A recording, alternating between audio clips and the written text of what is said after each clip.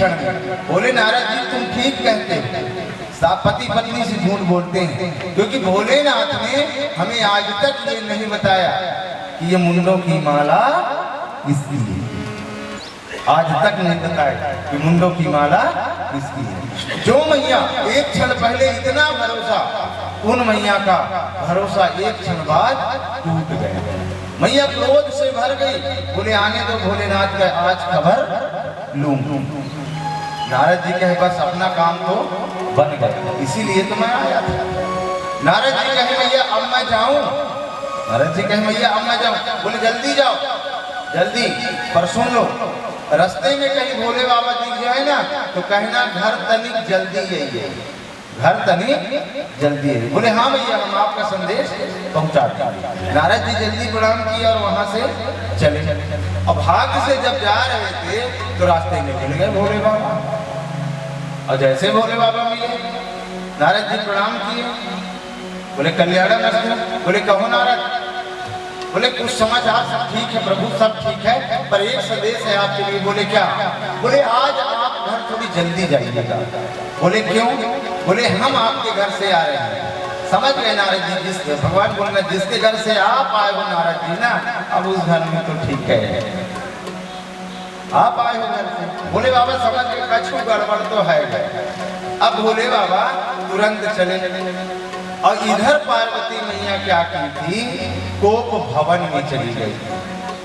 देखिए जी पहले कोप भवन बनता था, और कोप भवन ऐसा भवन है आप सबको मालूम है, महाराज दशरथ चक्रवर्ती सम्राट थे, पर पार्वती मैया जब कोप भवन में गई तो महाराज दशरथ मनाने गए।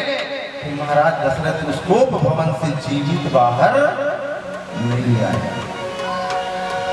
नहीं आई जीवित बाहर, और आज वही कोप भवन में माता पार्वती चली गई। भगवान भोलेनाथ कौन है? कालों के काल है, महाकाल है। आज महाकाल जब आए हैं ना तो देखिए पार्वती मैया कोप भवन में है, स्वयं भोले बाबा कांपने लग गए। भोले बाबा भीतर गए हैं, और भोले बाबा भीतर जाकर के मनमार करते हैं, मनाते हैं। कैसे मना रहे हैं? त्रिलोकीनाथ है, कालों के काल है, महाकाल है, मनमार करते हैं। देवी काहे को नाराज हो, काहे गए हो? मना रहे हैं, काहे को नाराज हो, काहे गए हो?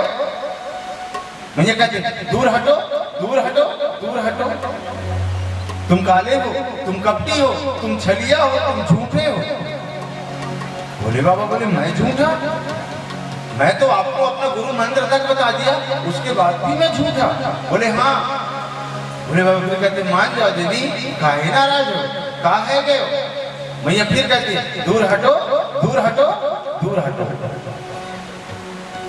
बहुत समय हो गया भगवान मना रहे। तब भगवान कहते हैं भाई ठीक है आपका गुस्सा ना, पर गुस्साने का कारण हमें बताइए। तब मैया बताती हैं कि ये बताओ आज तक आपने मुझे ये बतलाया कि आपके गले में जो मुंडों की माला है वो किसकी है?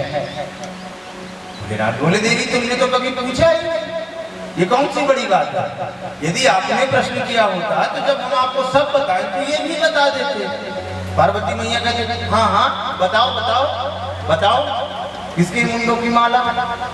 तब भगवान भोलेनाथ कहते हैं देवी ये मुंडों की माला किसी और की नहीं है, ये मुंडों की माला तुम्हारी है तुम्हारी है तुम्हारी है। और जैसे पार्वती मैया देखी मेरी इतनी मुंड भिनने लगे, एक दो राज पर्वत पर बैठ गए, माता पार्वती कथा सुनने लगे। भगवान भोलेनाथ कहते हैं देवी जब हम कथा बाँचते हैं ना तो हमारा एक नियम है। बोले क्या? बोले जब हम कथा कहते हैं तो हम अपनी दोनों आंखें बंद कर लेते हैं, पर तुम कथा सुन रही हो इसका क्या प्रमाण है? तुम कथा सुन रही हो इसका क्या प्रमाण है? तो पार्वती मैया बोली हम ओम ओम ओम कहेंगे। भोले बाबा बोले ठीक है तुम ओम कहोगे तो ओम के कान हमारी आवाज तक आएगी, और हमारा ओम का आवाज हमारी कान तक आएगी, हम कथा सुना रहे हैं। अब भोले बाबा कथा सुनाने लग गए और पार्वती मैया कथा सुनने लग गई।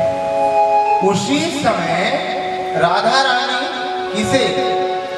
सुखदेव महाराज को। मैं बताए ना, गोद में खेल रहे थे सुखदेव महाराज को। राधा रानी कहती हैं, हे सुखदेव। बोले हाँ भैया। बोले जाओ कैलाश पर्वत पर अमृत बरस रहा है। सुखदेव बाबा देखिए सच में अमृत बरस रहा है। तुरंत सुखदेव बाबा एक पक्षी के गर्भ से अंडे के रूप में और कैलाश पर्वत पर प्रकट हुए। अब कथा सुना रहे हैं भोले बाबा, कथा सुन रही है पार्वती मैया और कथा सुन रहे हैं सुखदेव बाबा। पहले दिन का कथा हुआ तो वो अंडा साबूत हो गया। दूसरे दिन की कथा में वो अंडा फूट गया। तीसरे दिन की कथा में अंडे से सुखदेव बाबा बाहर आ गए। और जब चौथे दिन की कथा चली तो सुखदेव बाबा नाचने लग गए। संत कहते हैं नाच क्यों रहे हैं? अरे भाई, चौथे दिन तो भगवान कृष्ण का अवतार होता है ना, जन्म की कथा होती है। तो चौथे दिन तो पूरा संसार भगवान के जन्म में नाचता है। तो सुखदेव बाबा भी नाचने लग गए। पांचवें दिन की कथा हुई और जब छठवें दिन कथा होती है तो छठवें दिन की कथा में आता है उद्धव चरित्र। तो उद्धव चरित्र को सुनते सुनते पार्वती मैया सो गई। और जब सो गई तो ओम ओम कहना बंद हो गया। सुखदेव बाबा बोले यदि ओम ओम बंद हो गया तो कथा रुक जाएगी। इसलिए स्वयं सुखदेव बाबा ओम ओम कहना शुरू कर दिया। अब 7 दिन तक कथा चली। सुखदेव बाबा इसीलिए कहते कथा सबको नहीं मिलता। जिसको सुनाने के लिए बैठे थे वो सो गई पार्वती मैया, और सुखदेव बाबा आकर पूरी कथा सुन करके अमर हो गए। आज भी सुखदेव अमर ही है, आज भी अमर है सुखदेव बाबा। जब 7 दिन की पूरी कथा हुई तो भगवान भोलेनाथ जोर से जय बुलाए। बोलिए श्याम प्यारे की जय हो। और जब जय बुलाए तब पार्वती मैया की नींद खुली। और जब नींद खुली तो पार्वती मैया कहती है और सुनाओ। भोले बाबा कहते हैं अब क्या सुनाए, कथा तो पूरी हो गई। तो पार्वती मैया बोली मैं तो सो गई थी। अच्छा, जब तुम सो गई थी तो ओम ओम कह कौन रहा था? तो पीछे देखे तो सुखदेव बाबा ओम ओम कह रहे थे। सुखदेव बाबा ने कथा सुनी, बिल्कुल सही बात है, परंतु सुखदेव बाबा ने एक गलती कर दी। क्या गलती कर दी? सुखदेव बाबा ठीक व्यासपीठ के पीछे बैठकर कथा सुनी, और ठीक व्यासपीठ के पीछे बैठ के कथा सुनने में दोष लगता, और वही दोष सुखदेव बाबा के ऊपर लगता। भोले बाबा क्रोधित हो गए, और क्रोधित होकर के भोले बाबा ने अपना जो त्रिशूल है वो त्रिशूल सुखदेव बाबा के पीछे छोड़ दिया। अब सुखदेव बाबा कैलाश पर्वत से उड़ना शुरू किया। अब सुखदेव बाबा उड़ रहे हैं।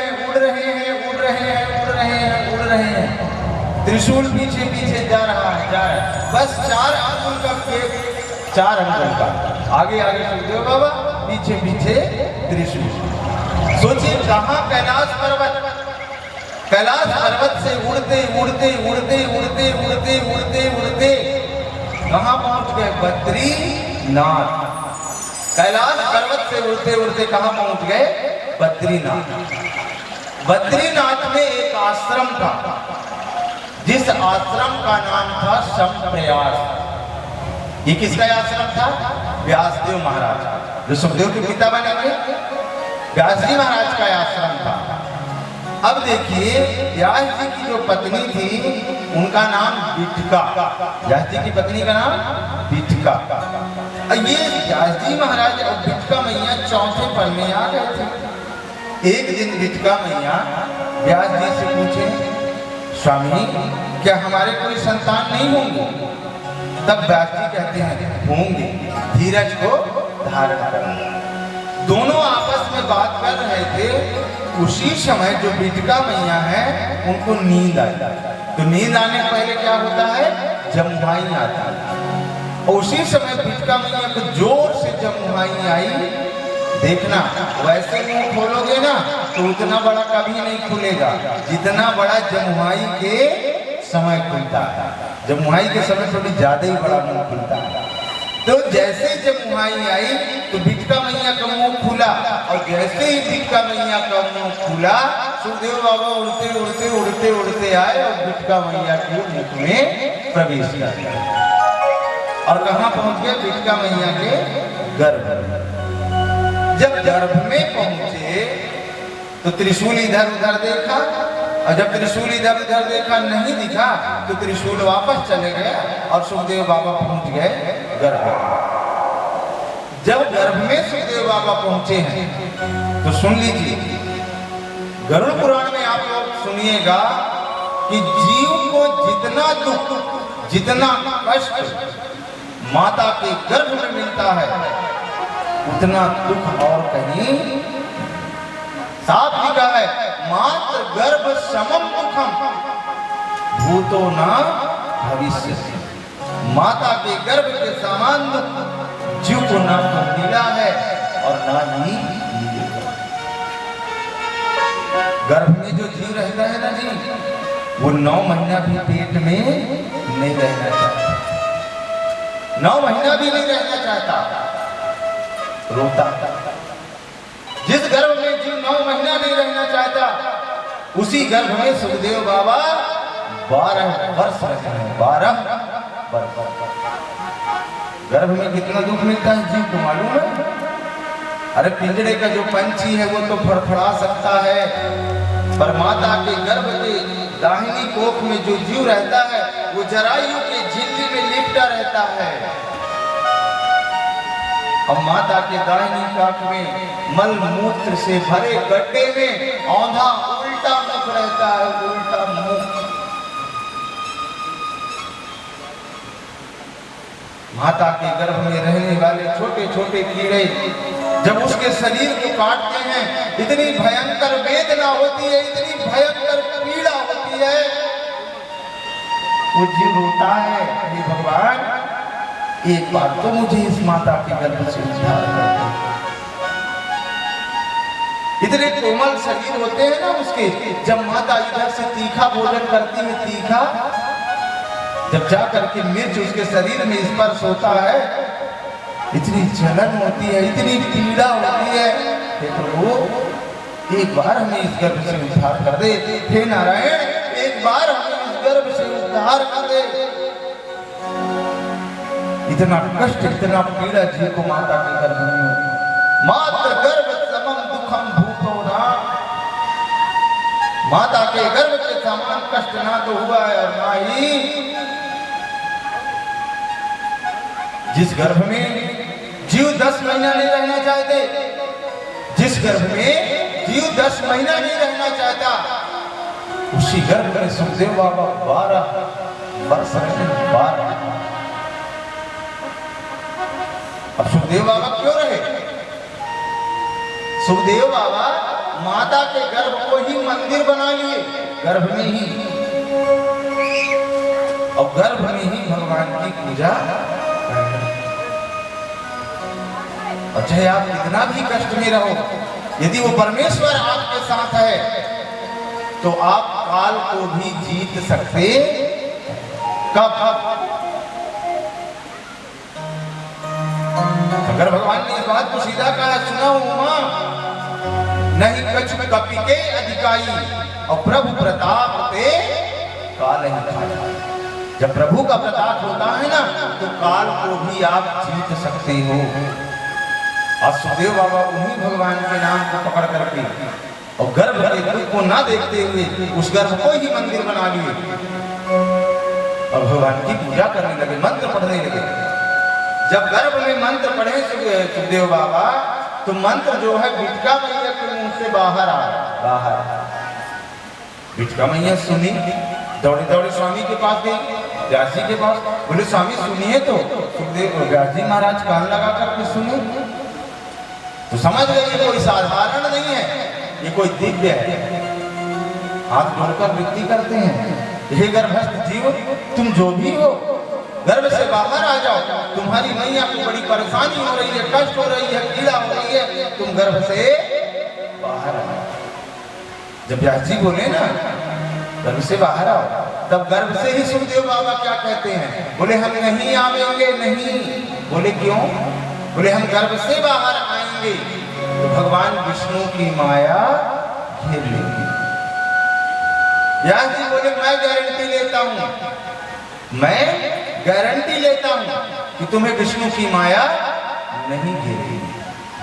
सुखदेव बाबा गर्भ से बोले तुम्हारी गारंटी नहीं चलेगी, नहीं चलेगी।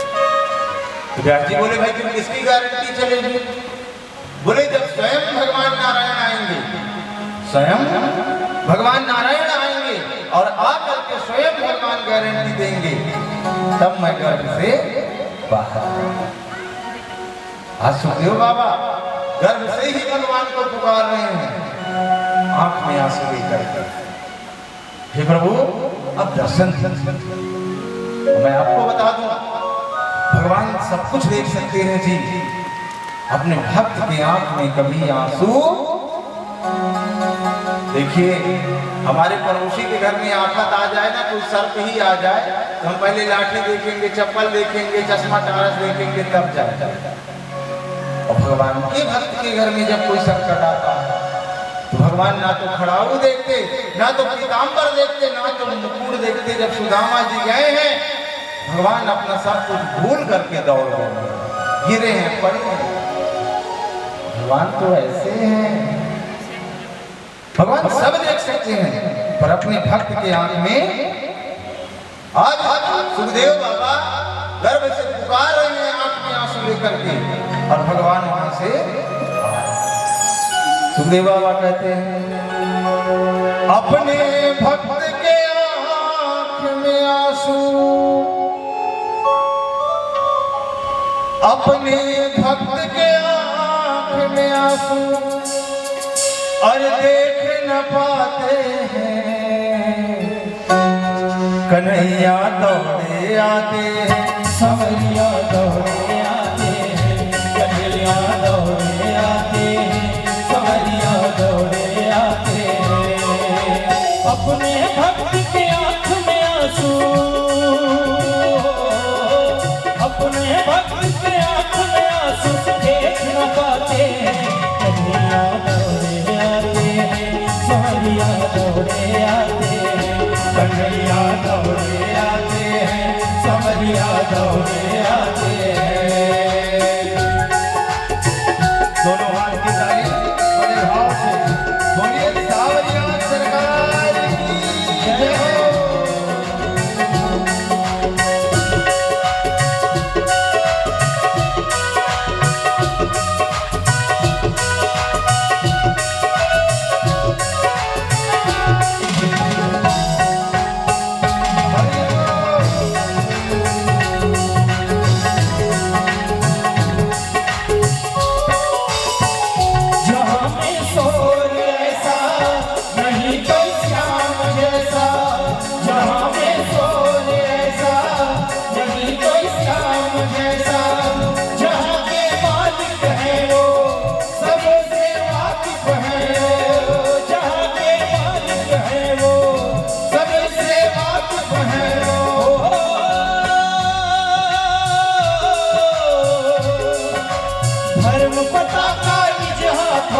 प्रभु फहराते हैं, कन्हैया दौड़े आते हैं, संवरिया दौड़े आते हैं, कन्हैया दौड़े आते हैं, संवरिया दौड़े आते हैं। दोनों हाथ की ताली बड़े भाव से।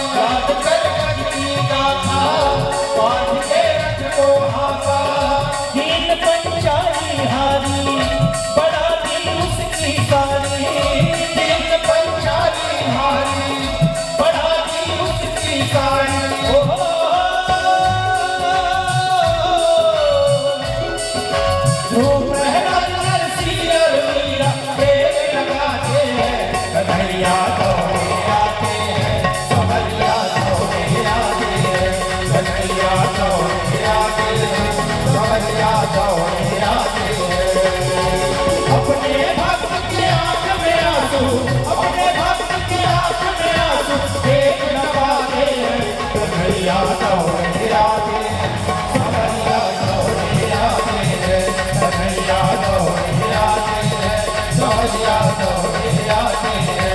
कन्हैया दौड़े आते हैं, संवरिया दौड़े आते हैं। कन्हैया दौड़े आते हैं, संवरिया दौड़े आते हैं।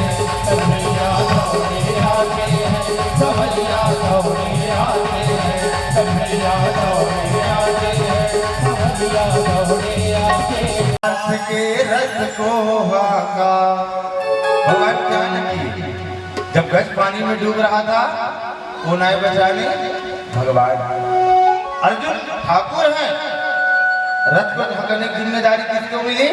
भगवान। सारी ठकुराई भूल गए। याद कर गज की गाथा, पार्थ के रथ को हाका। दीन पंचाली हारी, बढ़ा दी उसकी साड़ी।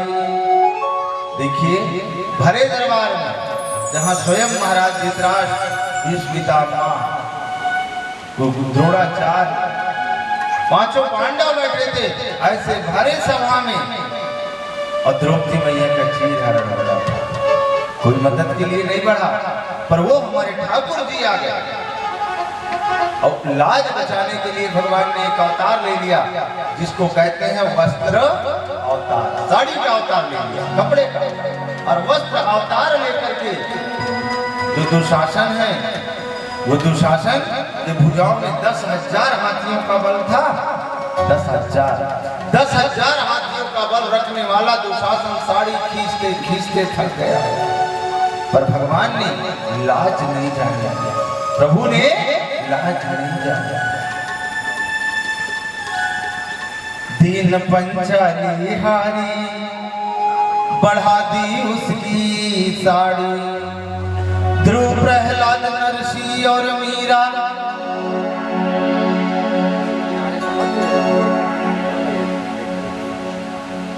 ध्रुव है, प्रहलाद है, नरसी है, मीरा है, वो टेर लगाते हैं और हम बार बार कहते हैं कन्हैया दौड़े आते हैं, संवरिया दौड़े आते हैं।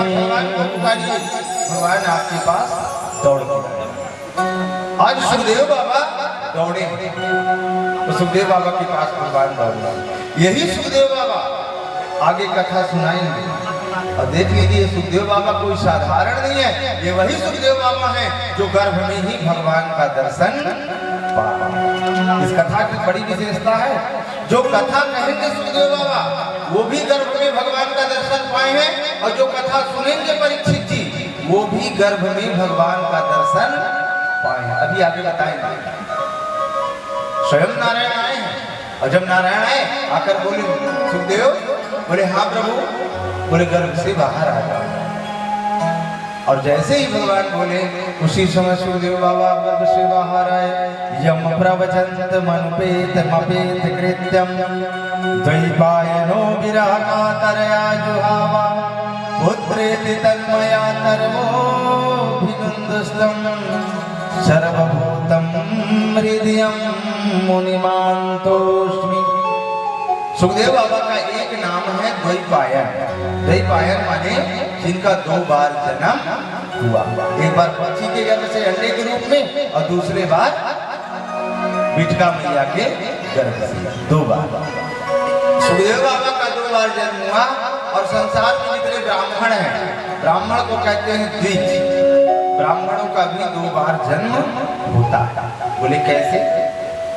एक बार जो माता के गर्भ से जन्म ले तब वो साधारण है, पर दूसरा जब उनका जनेऊ संस्कार होता है, यज्ञोपवीत संस्कार होता है, ये उनका दूसरा जन्म होता है। इसलिए ब्राह्मण को द्विज कहते हैं, 2 बार जन्म होता है। और सबसे ज्यादा जन्म तो हमारी माता लोगों की होती है। बोले कैसे?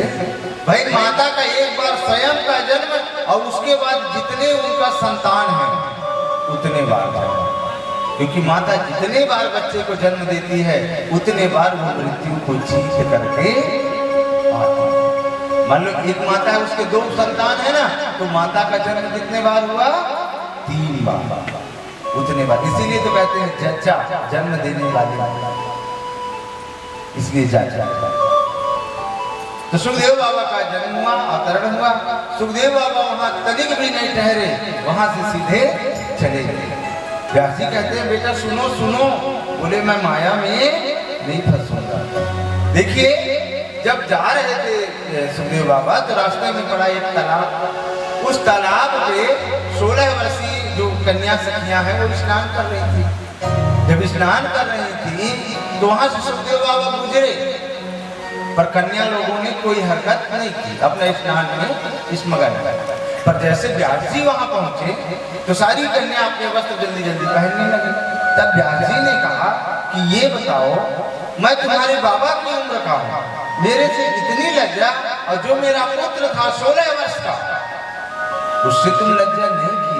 तब वो गोपियां कहती हैं, सखियां, प्रभु वो तो परमेश्वर है, और परमेश्वर तो सब पूछता था, उनसे कहते हैं, और आप तो जीव हो, तो जीव को जीव से लाज होती है, ईश्वर से आप तो जीव है, इसलिए हम जीव को जीव से पर्दा कर रहे हैं, ईश्वर। ऐसे सुखदेव बाबा। बोलिए सुखदेव भगवान की जय हो। अब सुखदेव बाबा का अवतार तो हो गया। अब यहाँ पर एक बात और सोची से पूछ लीजिए कि प्रभु सुखदेव बाबा तो ठीक है, पर भक्त को भगवान तक मिला कौन सकता है? अब सुखदेव बाबा भगवान हो गए और भक्त है परीक्षित जी, तो मिला कौन सकता है? ये बताइए कि भगवान की भक्ति बड़ी है कि संत की भक्ति बड़ी है? भगवान की भक्ति कभी भी बड़ी नहीं है, संत की भक्ति बड़ी है, क्योंकि संत ही वो हैं जो आपको परमेश्वर तक, ये बिजली का तार है, इसमें करंट है, आप सब जानते हो, छू सकते हो क्या? नहीं छू सकते। परमेश्वर है, कण कण में है, तुम स्पर्श नहीं कर सकते, छू नहीं सकते। पर संत क्या है? बिजली के तार में करंट को चेक करने के टेस्टर लगाएंगे ना, टेस्टर, पता चल जाएगा ना, बस वही है संत, जो जीव को परमेश्वर तक पहुंचा सकता है, वो केवल संत ही होते हैं। तो कैसे? उदाहरण दिए कि भाई नारद जी स्वयं उदाहरण देते हैं कि भगवान की भक्ति बड़ी नहीं है, संत की भक्ति बड़ी है। पूछे भाई बताओ नारद जी कैसे?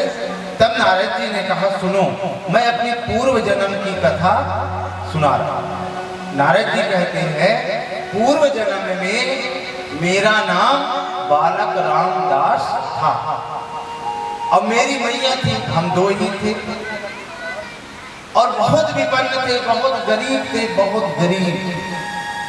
हमारे घर में अन्न का एक भी दाना नहीं था।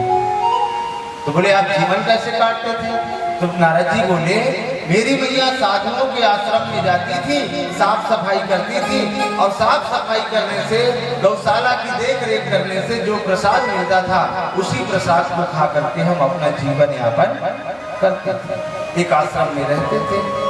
बोले ठीक है। अब जिस आश्रम में नारद जी उनकी मैया रहती थी, उसी आश्रम में एक बार 4 संत आ गए। 4 संत क्या करने? चतुर्मासा। चतुर्मासा किसे कहते हैं? चतुर्मासा कहते हैं बरसात का जो 4 महीना होता है ना, आषाढ़, सावन, भादो और कुआं, ये 4 मास जो बरसात के होते हैं, इनको चतुर्मास कहते हैं। तो चतुर्मास में जो बड़े बड़े ऋषि होते हैं, अमलात्मा, बिमलात्मा, वो ऋषि नदी को पार नहीं करते। क्यों पार नहीं करते? क्योंकि बरसात के 4 महीने में नदी पूरी भरकर चलती है, पूरी फुल भर।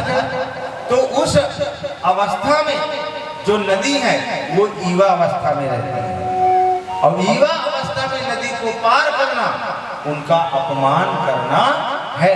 इसीलिए ऋषि जो है 4 महीना एक आश्रम से दूसरे आश्रम नहीं जाते, एक आश्रम में बैठ करके 4 महीना भगवान का भजन करते हैं। इसी को चतुर्मासा कहते हैं।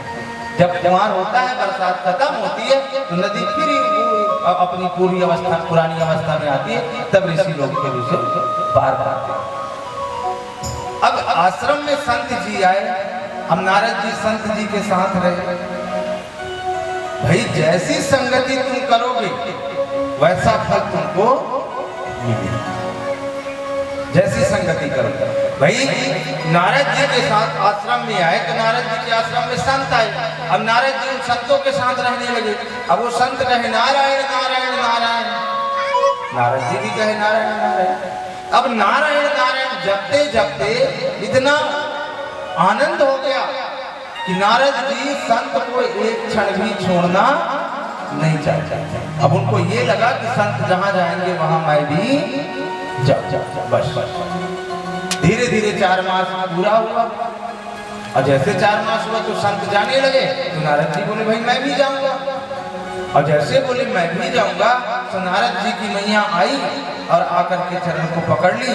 बोले बाबा मेरा एक ही बेटा है और ये भी चला जाएगा तो मैं किसके सहारे जीवन यापन करूंगा।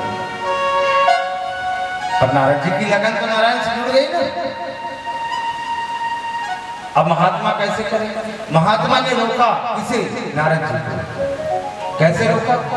कि सुनो सुनो, अभी तुम हमारे साथ मत चलो। अभी संसार में मातृ देवो भव, पितृ देवो भव और गुरु देवो भव।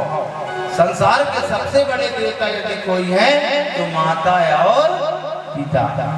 इसलिए हे रामदास बालक तुम अभी माता की सेवा करो, गुरु की सेवा करो। और सुन लीजिए, संसार में जो बेटा माता पिता की सेवा कर लिया ना जी, वो बेटा कभी दूसरे नंबर में नहीं आएगा, हमेशा पहले नंबर का बेटा रहेगा। सिर्फ माता पिता का जो पूजा कर लिया, संसार के किसी की पूजा करने की जरूरत नहीं है, किसी की पूजा करने की जरूरत नहीं। जो सिर्फ माता पिता की पूजा कर लिया वो सबसे प्रथम अधिकारी बेटा बनेगा। बोले कैसे? सबको मालूम है। एक बार क्या हुआ, सब देवताओं में शर्त लग गई कि पहली पूजा किसकी हो, सब जानते हैं। तो बोले ये शर्त है जो पूरी पृथ्वी का 7 बार परिक्रमा करके पहले आएगा वह उसी की पूजा सबसे पहले होगी। बोले ठीक है, सारे देवता आ गए।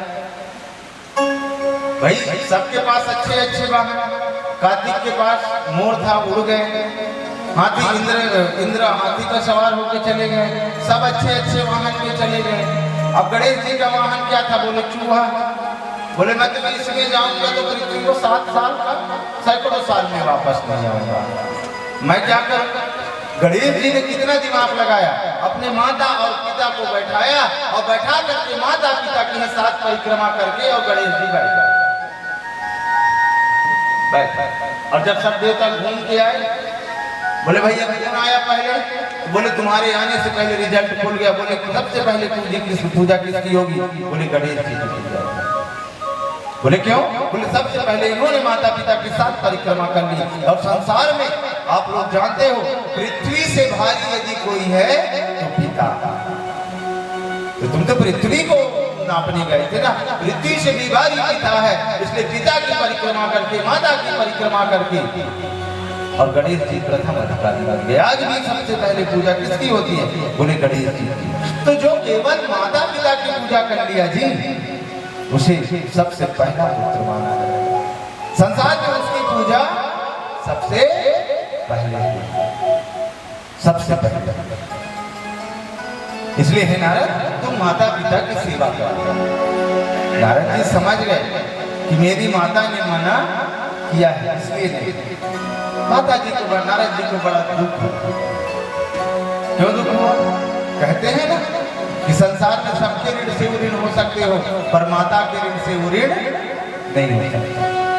सबके ऋण से ऋण हो सकते हो पर माता के ऋण से ऋण।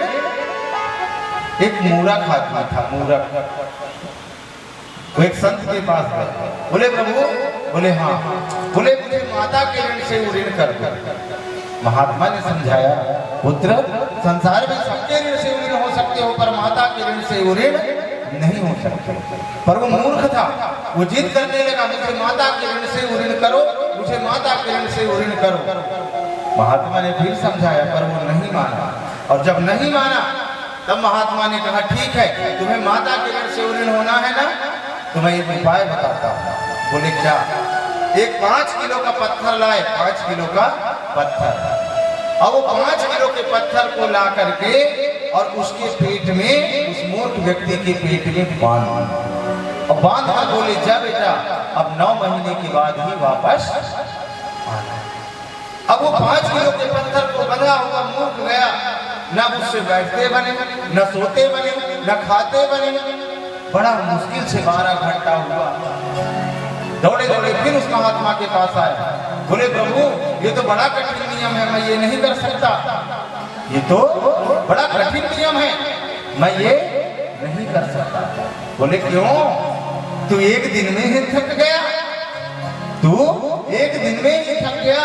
तेरी माता तुझे गर्भ में रख करके 9 महीने चली, क्या उस माता ने कभी कहा कि मेरा बेटा मुझे वजन है? क्या उस माता ने कभी कहा कि मेरा बेटा मुझे भाई है? स्वयं भूख रहकर, स्वयं तकलीफ सहकर, अपना खून देकर तुझे गर्भ में सींच करके बड़ा किया, और तू कहता है माता के ऋण से ऋण। संसार में सबके ऋण से ऋण हो सकते हो जी, पर माता के ऋण से कभी ऋण नहीं हो सकते। नारद जी को लगा कि आज मैं नारायण की सेवा में जा रहा था, पर माता के प्रेम ने मुझे रोक दिया। ये माता ही मर जाती तो ठीक रहेगा। नारद जी के मुंह से निकला और ऐसे ही हो गया। एकदम निर्गतम गेहा दुहंती अनिसिंगाम पथिम और सर्वोदप्ता स्पृष्टः कृपणाम कालयोदितः। उसी रात को नारद जी की जो माता है वो गौदोहन गेहा दुहंती, गौदोहन करने के लिए गौशाला में गई।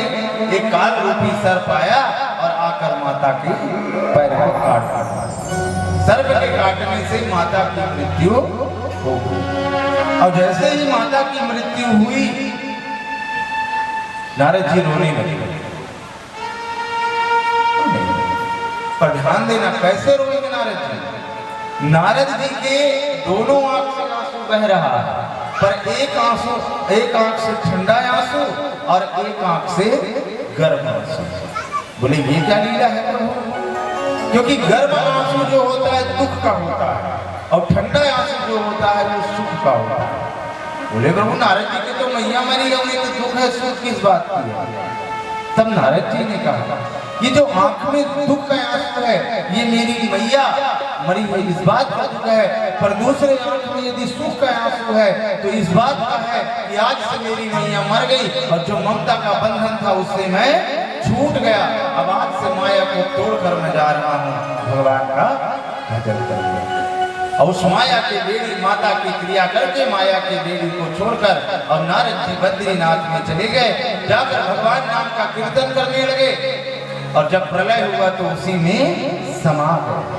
और जैसे ही समा गए तब दूसरा जब उनका जन्म हुआ तो वही रामदास नारद बन करके जाना धर्म है। पर अर्जुन जो दुर्योधन पा रहा है वो दुर्योधन प्यासा नहीं है, दुर्योधन अपने कर्म का फल पा रहा है, और किसी के कर्म के फल को तुम बांट नहीं सकते। तुमने जो कर्म किया है उसका फल तुम्हें पाना पड़ेगा।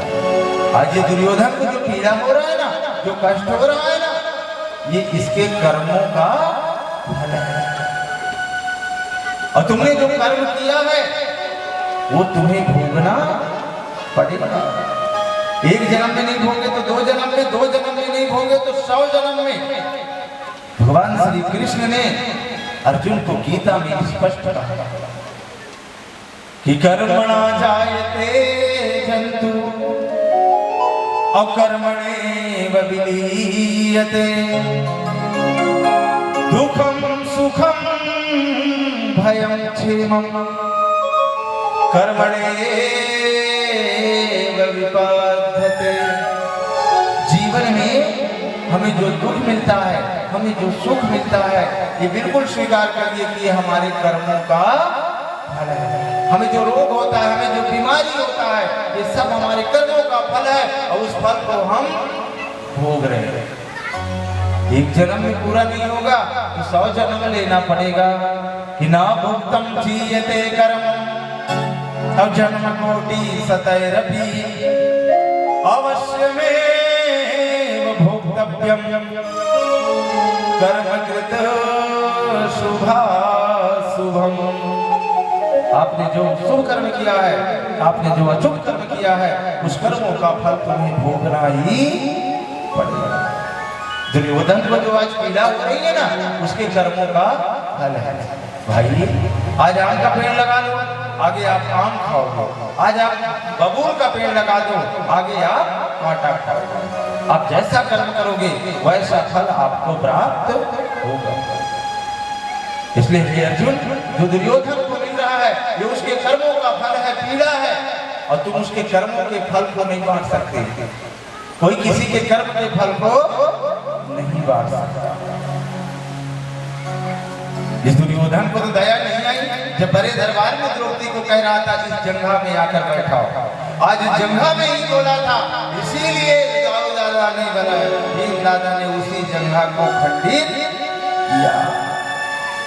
कि बोलने से पहले अपनी समझ लेना कि बोलने का क्या फर्क होता है।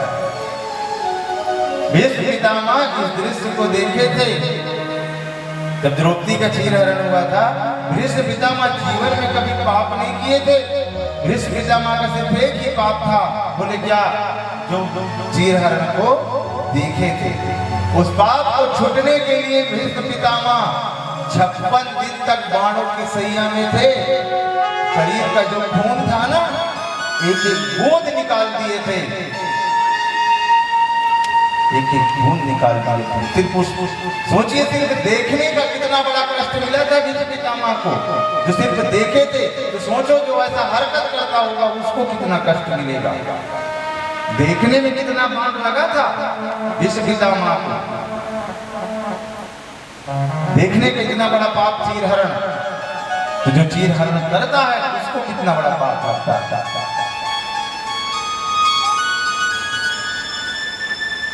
आज भगवान श्री कृष्ण अर्जुन को कहते हैं नहीं नहीं, ये इसके कर्मों का फल है, इसे भोगने दो।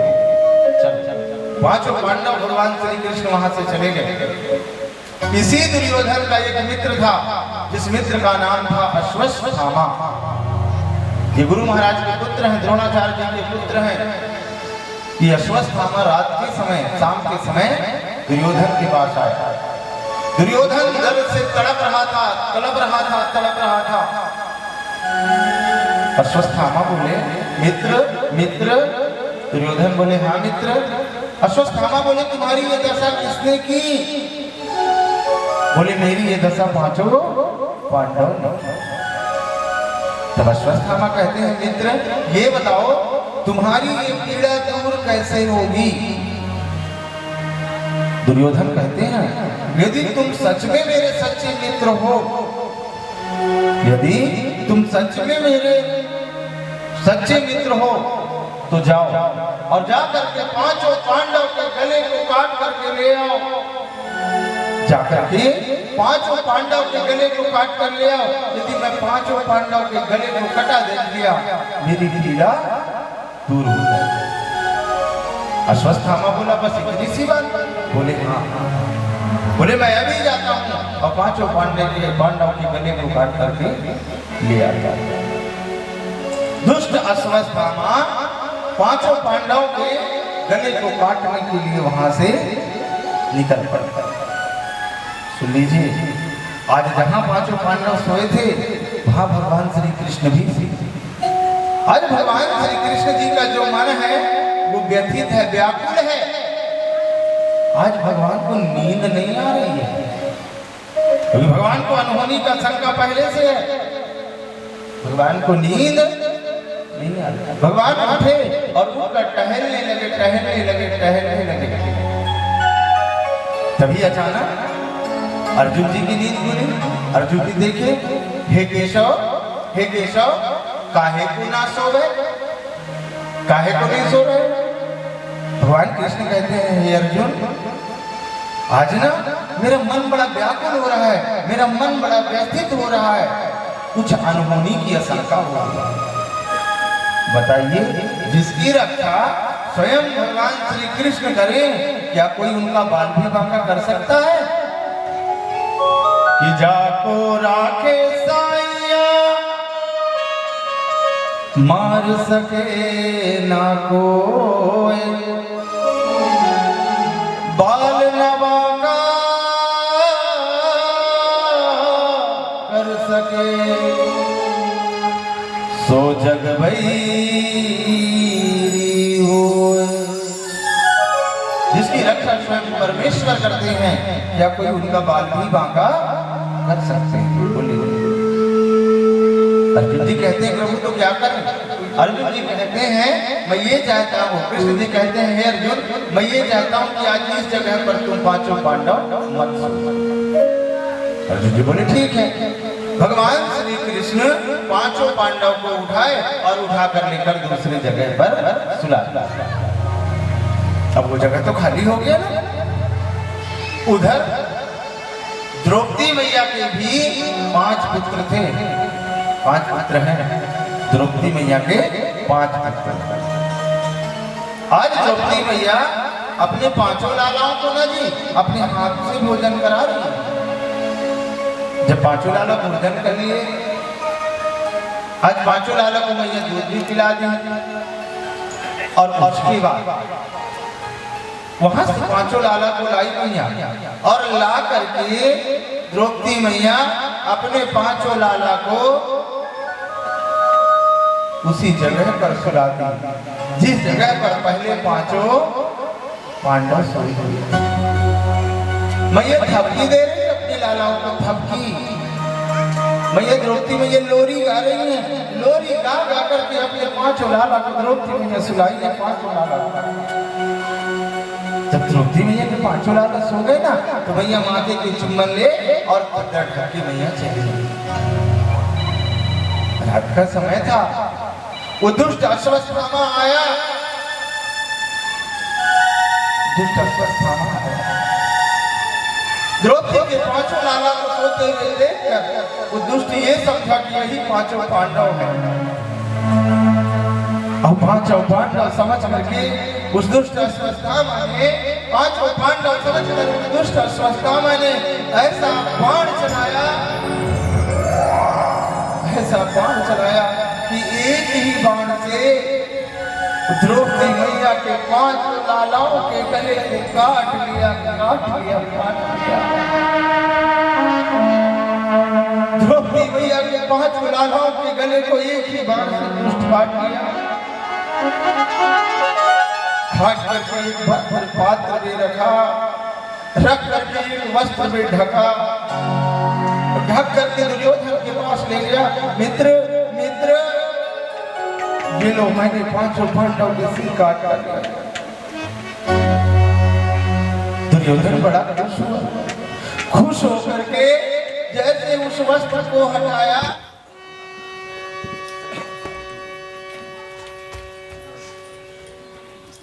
जिसको मैं कहा किनारे करो ना, वो दिख नहीं रहे हैं चाचा हमको। नहीं नहीं, आप दिख नहीं रहे हो इसकी वजह से। ऐसा कर देंगे उसको। हाँ तो फिर दिखने लग जाएगा, तो भाव बनेगा।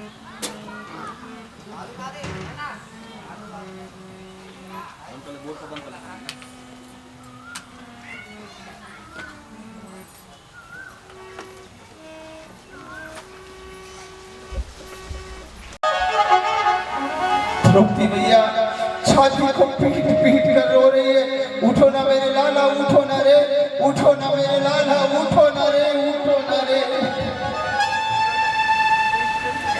छाती को पीट पीट द्रौपदी मैया कुरी की भांति क्रंदन कर रही है, कुरी की भांति। सोचिए सोचिए, जिस मैया के एक लाला मारा जाए वो मैया तो सहन नहीं कर सकती। द्रौपदी मैया के तो 5 लाला मारे गए हैं, 5 लाला मारे गए। अपने 5 लालाओं को उठा करके, उठो ना मेरे लाला, उठो ना रे, उठो ना मेरे लाला, उठो ना रे, छाती को पीट करके द्रौपदी मैया रो रही है। अरे मेरे बच्चों ने किसी का क्या बिगाड़ा था? मेरे बच्चे तो अबोध थे, मेरे बच्चे तो बालक थे, मेरे बच्चों ने किसी का क्या बिगाड़ा?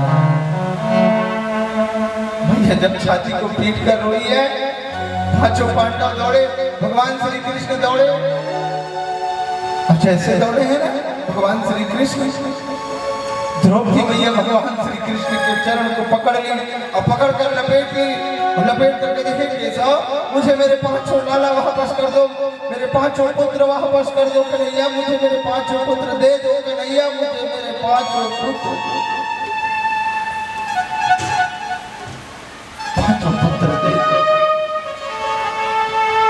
मेरे लालाओं ने किसी का क्या बिगाड़ा था केशव? मेरे पुत्रों ने किसी का कोई भाती मैया रो रही है। भगवान श्री कृष्ण द्रौपदी मैया को उठाए हैं, उठा करके गले से लगा करके आज स्वयं भगवान थप्पी दे रहे हैं, सांत्वना दे रहे हैं, सांत्वना। किसने किया ये? बोले अश्वत्थामा ने किया। और जैसे बोले अश्वत्थामा ने किया, अर्जुन जी अपना धनुष उठाए और धनुष उठा करके और अश्वत्थामा को मारने के लिए दौड़े, पकड़ने के लिए। और जैसे दौड़े हैं, अश्वत्थामा ने देखा कि अर्जुन मुझे पकड़ने आ रहा है, तो अर्जुन के ऊपर भी अश्वत्थामा ने ब्रह्मास्त्र चढ़ा दिया। अर्जुन जी देखे ये ब्रह्मास्त्र मुझे जला करके नष्ट कर देगा। ब्रह्मास्त्र से बचने के लिए अर्जुन कहाँ गए?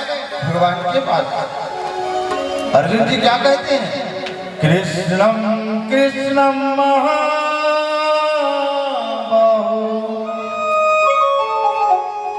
भक्तानां भयंकर त्वमेको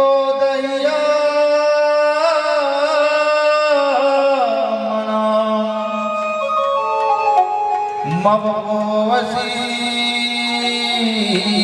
संस्कृते।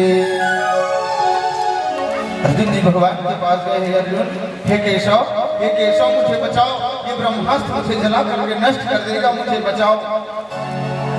भगवान कहते हैं, हे अर्जुन, जैसे लोहा लोहे को काटता है ना, वैसे ब्रह्मास्त्र को काटेगा, इसलिए तुम भी ब्रह्मास्त्र चलाओ। अर्जुन ने भी ब्रह्मास्त्र चलाया और दोनों ब्रह्मास्त्र आपस में टकराकर नष्ट हो गए। अर्जुन जी गए और जाकर के अश्वत्थामा के केस को पकड़ कर भरे दरबार में ले। सभी कोई कहते हैं मारो मारो मारो मारो मारो मारो। तब भगवान श्री कृष्ण कहते हैं, सुनो, इनको सजा वही देगा जिनका इसने अपराध किया है। सजा वही देगा जिनका इसने अपराध किया। अपराध किसका?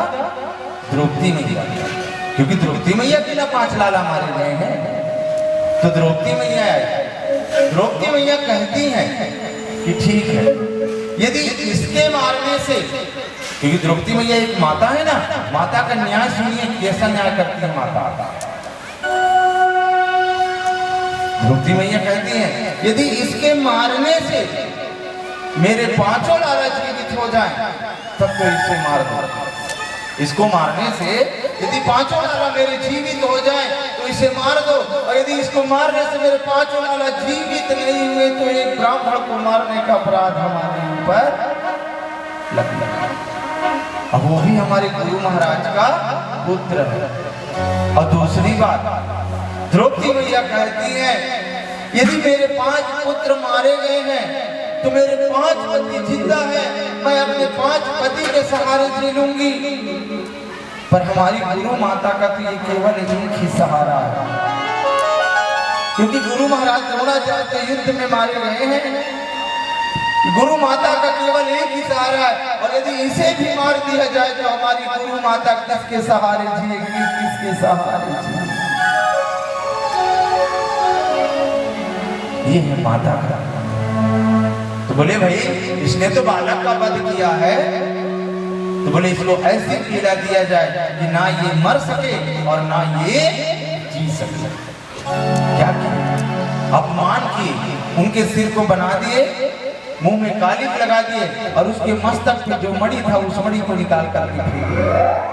बोले एक ब्राह्मण का अपमान से बड़ा मृत्यु हो ही नहीं सकता। अपमान से देखिए, अश्वत्थामा को छोड़ दिए तो अश्वत्थामा को धन्यवाद समझना चाहिए ना। अश्वत्थामा क्या समझता है? अश्वत्थामा कहते हैं कि मैं इसका बदला लूंगा। कैसे बदला लूंगा? बोले मैं ऐसे बदला लूंगा कि जो पांडव का वंश है मैं उसे निर्वंश कर दूंगा। देखिए कौरव वंश तो पहले ही निर्वंश हो गया दुर्योधन को, अब पांडव वंश में भी कोई वंश चलाने वाला, अर्जुन पुत्र अभिमन्यु पहले मारे गए हैं, वीर पुत्र घटोत्कच भी मारे गए हैं, द्रौपदी के 5 पुत्र भी मारे गए। बोले अब वंश को कौन चलाएगा? पांडव। तभी देखिए कि अभिमन्यु की जो पत्नी है उत्तरा, वो गर्भ में है और यही एक अंतिम वारिस था जो पांडव के वंश को आगे बढ़ता। उस दुष्ट ने सोचा कि मैं गर्भ में ही बालक को नष्ट कर दूं, तो पांडव वंश भी आगे चलने वाला नहीं।